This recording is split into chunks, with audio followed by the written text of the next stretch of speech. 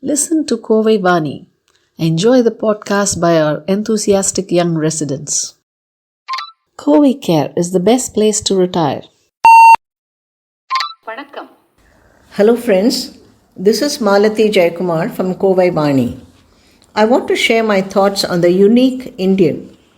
I find all cultures and all nationalities very interesting and their traits quite admirable. However, Indians are the most colorful, complicated, infuriating, interesting, and totally unpredictable people on earth. At times, even an Indian may not be able to understand another Indian. The diverse cultures, various languages, and different habits can lead to very funny situations. And the funny thing is, not many Indians see the funny side. Once, when holidaying in Ooty, my daughter and I had to use the restroom. With great trepidation and not many fond memories of past experiences, we chose a pay toilet. As we climbed down the stairs and caught the first sight of the place, we almost gasped in surprise. A neat row of 3 very dry cubicles raised our hopes. Seeing us, the attendant took our money and eagerly stepped forward, requesting us to stand aside.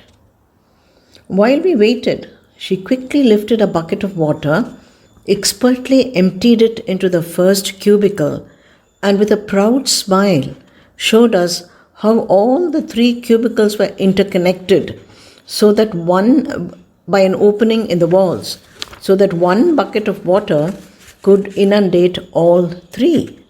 We stood aghast, suppressing our laughter and frustration, thinking of the wise man or woman who had invented this brilliant idea. What had been a perfectly clean place was now all wet and slippery.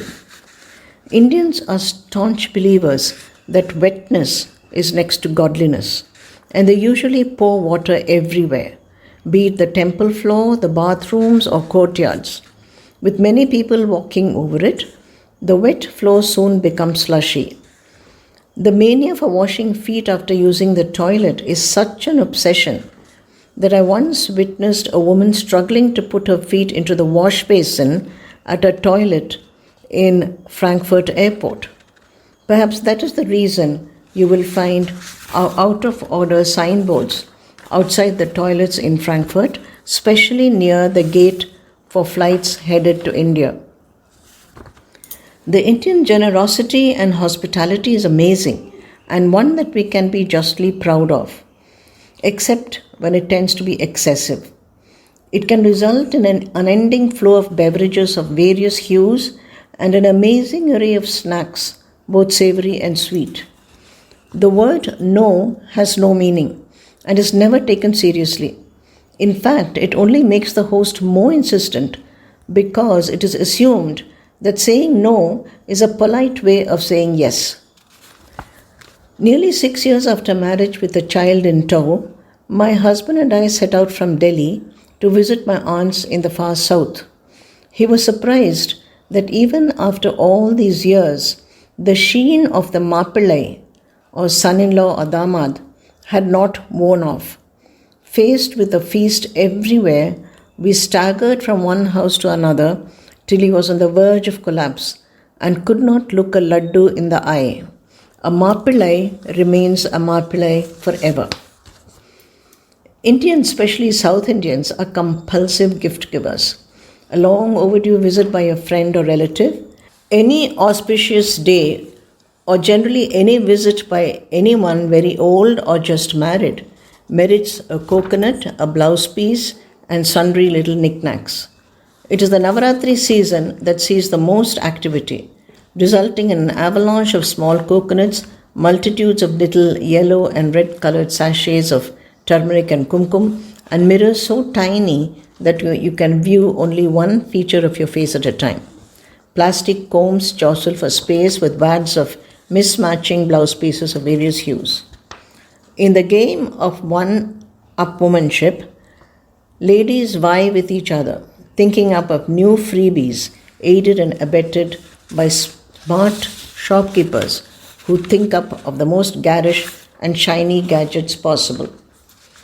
I give generously from my stash to children and visitors, but the recycling of slightly larger gifts needs an alert mind, a keen memory, and a good deal of sensitivity. A record of the donor has to be maintained meticulously, updated with care to ensure that the gift does not get back to the donor. I once gifted what I thought was a rather unique jewel box made of soapstone to a friend. It was slightly chipped at the bottom, a minuscule bit that was hardly noticeable. 6 months later, I visited one of my aunts and came home with a beautifully gift wrapped parcel. Opening it with great excitement, I saw a similar box nestling in tissue paper. There was a minuscule chip at the bottom. It had come home after a long journey.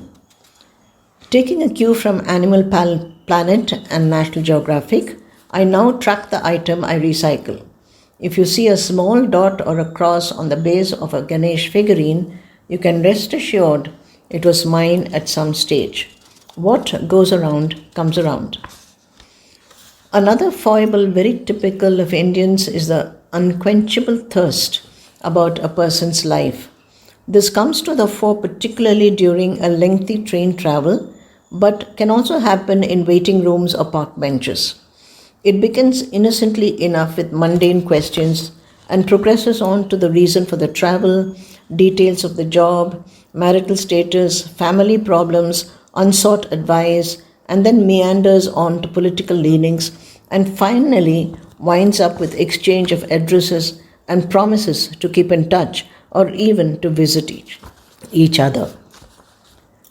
If the person is slightly elderly, the first question would be the number of progeny.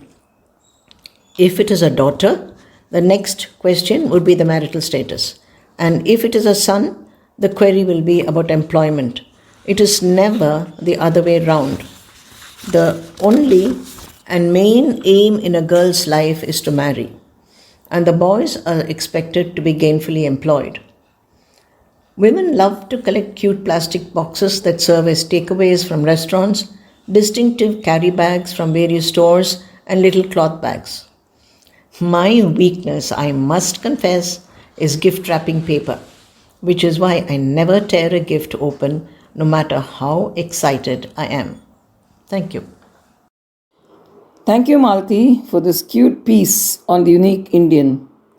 It was just wonderful, and I'm sure that as Indians, most of us could very well relate to it. On behalf of Kovai Vani, thanking Malathi once again, here's Revati Bhaskar signing off till we meet again.